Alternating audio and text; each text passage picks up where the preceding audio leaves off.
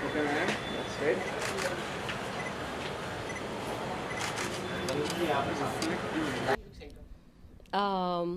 मैंने पहले 5 या 6 साल तो ज़्यादा मिस नहीं किया, क्योंकि पहले 5 या 6 साल में बहुत ही अलग माहौल में थी। आध्यात्म में मैं जुड़ गई थी, तो उस माहौल में फ़िल्मों की बातें ही नहीं होती है और वहाँ पे महत्वाकांक्षा अलग होती है। अगर आप यहाँ पे हैं, बॉम्बे में हैं, तो यहाँ सब फ़िल्मों और क्रिकेट की बात करते हैं और पार्टियाँ में सबका ये होता है कि अगली पिक्चर रिलीज़ होगी, आगे करियर कहाँ जा रहा है ये वो। उस माहौल में मोक्ष और मुक्ति की बातें होती है, तो वहाँ पर जब लोग जाते हैं वहाँ की महत्वाकांक्षा ही बदल जाती है और वो लोग उस डायरेक्शन में जा रहे हैं। तो मैं भी वहाँ जाके उसी डायरेक्शन में जा रही थी, तो मैंने तो मिस किया ही नहीं। मेरा गोल बन गया था कि मुझे मुक्ति चाहिए और मोक्ष चाहिए, यू नो। तो मैंने मिस नहीं किया। फिर मैंने कई अलग अलग धर्मों की स्टडीज़ की, वो रास्ते खुलते गए, मौके मिलते गए, तो मैंने हिंदू धर्म के बाद, योग साधना के बाद, बुद्ध धर्म और ईसाई धर्म की भी मैंने स्टडीज़ की। अमेरिका जाने के बाद भी वो मेरा कंटिन्यू रहा। अमेरिका में जाके मैंने मॉडलिंग भी की और इवेंट्स भी किए। इंडियन कम्युनिटी में मुझे हायर किया जाता है ब्रांड्स, जो देसी ब्रांड्स है उसको प्रमोट करने के लिए, क्योंकि मैं वहाँ पे सेटल्ड हूँ। तो जब वो कोई नया प्रोडक्ट लॉन्च करते हैं या फिर कोई नई कंपनी लॉन्च करते हैं, तो मुझे हायर करते हैं as a consultant and advisor, also a brand promoter. तो मेरा मीडिया ग्लैमर के साथ थोड़ा मैं जुड़ी रही, लेकिन आध्यात्म में भी मेरी खोजबीन और रिसर्च जारी है। जैसे कि एकाएक आपने बॉलीवुड छोड़ के आध्यात्म की तरफ जाने की वजह क्या वजह थी?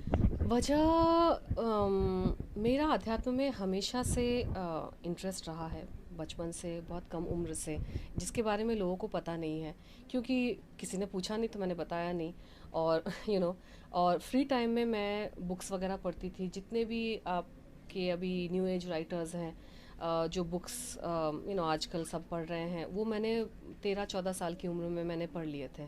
फिर एक टाइम आया जब मैं मॉडलिंग और बॉलीवुड में मैं सेटल हो चुकी थी, मैं काम कर रही थी, तब जब मुझे फ्री टाइम मिलता था, तब उस वक्त मैंने जो अपने जो धर्म है, ये जो प्रॉपरली जो बड़े धर्म है, उसकी मैंने स्टडीज़ मैंने साइड में शुरू कर दी थी।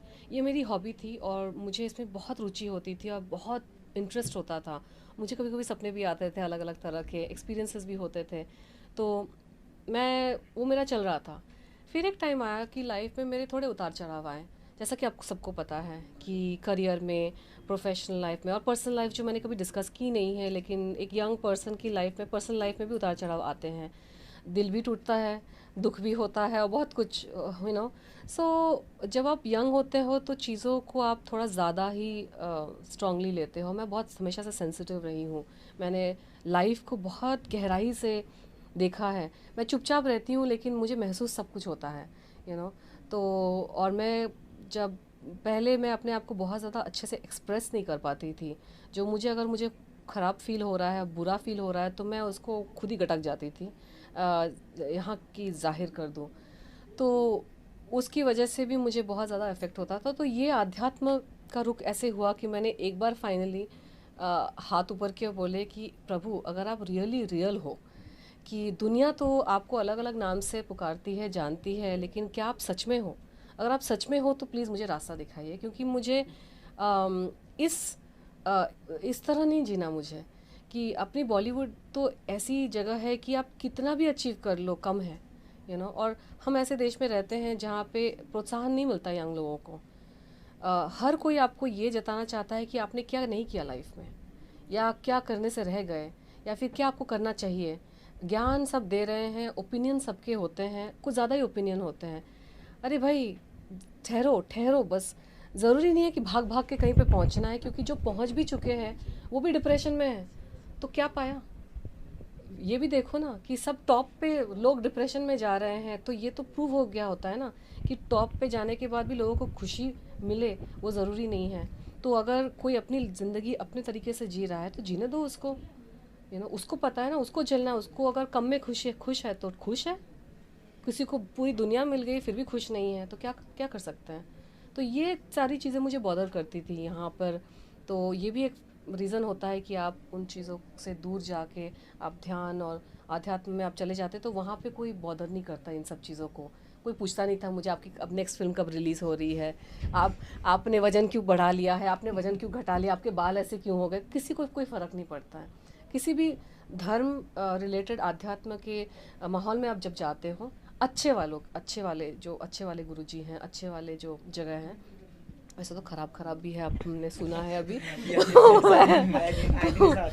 वैसी जगह पे नहीं गई बाबा, बचा लिया मुझे, वहाँ पे नहीं भेजा। लेकिन मैं आश्रमों में गई हूँ, जो भी हर धर्म जो मैंने सीखा है, चाहे बुद्ध धर्म हो, हिंदू धर्म में शिव की साधना मैंने की है अपने वो कोयम्बटूर वाला आश्रम में, फिर ईसाई धर्म के में काफ़ी मैं इन्वॉल्व हूँ।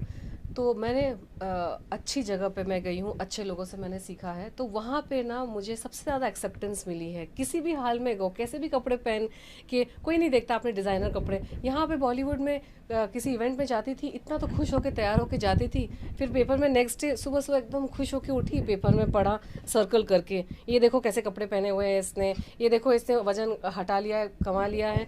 कुछ भी करो यार, लाइफ में सेटिस्फैक्शन किसी को होती ही नहीं है।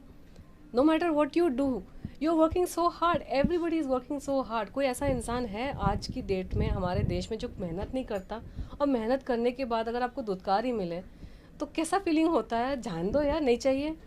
इससे मेरी आई फेल्ट लाइक दैट कि कोई तुम मुझे मेहरबानी नहीं कर रहे हो मेरे ऊपर, मुझे फेमस रख के, और मैं अगर फेमस नहीं भी रहूँगी ना तो भी बहुत खुश रहूँगी।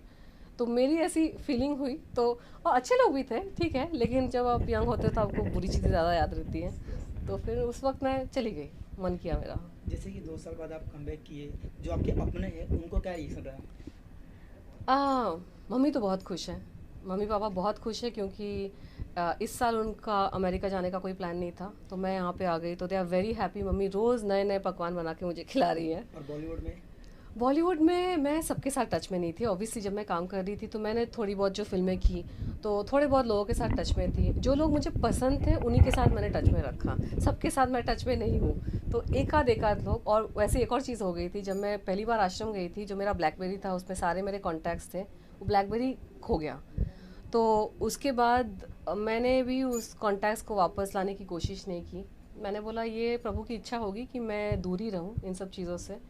तो अभी आके मैं नए लोगों से मिल रही हूँ। एक्चुअली मैंने बहुत नए लोगों से मैं मिली हूँ, मुझे अच्छा लग रहा है।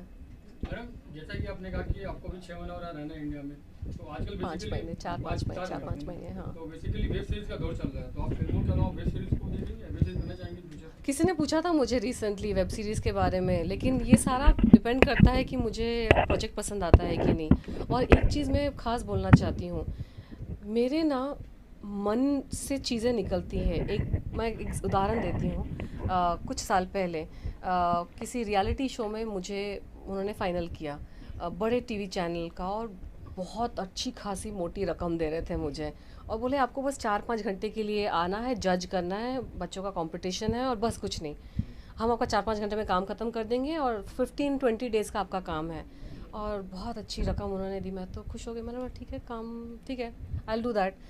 फिल्म में मुझे कुछ खास पसंद नहीं आ रही थी, तो वो मैं हाँ बोल के आगे आई घर, और योग करने बैठी, ध्यान करने बैठी। मेरा उस वक्त आश्रम में आना जाना था, तो मेरा 4-5 घंटे का योगा का प्रोग्राम होता था। तो 4-5 घंटे ध्यान व्यान करके जब मैं ध्यान से बाहर निकली, तो फर्स्ट थिंग मेरे मन में आया, चेक रिटर्न कर दो। मैंने बोला प्रभु नहीं, बहुत भारी रकम है, मुझे नहीं रिटर्न करना चाहती। और चेक देके उन्होंने भेजा था मुझे, बोले नहीं चेक रिटर्न कर दो। अब क्यों मेरे मन में वो बात आई,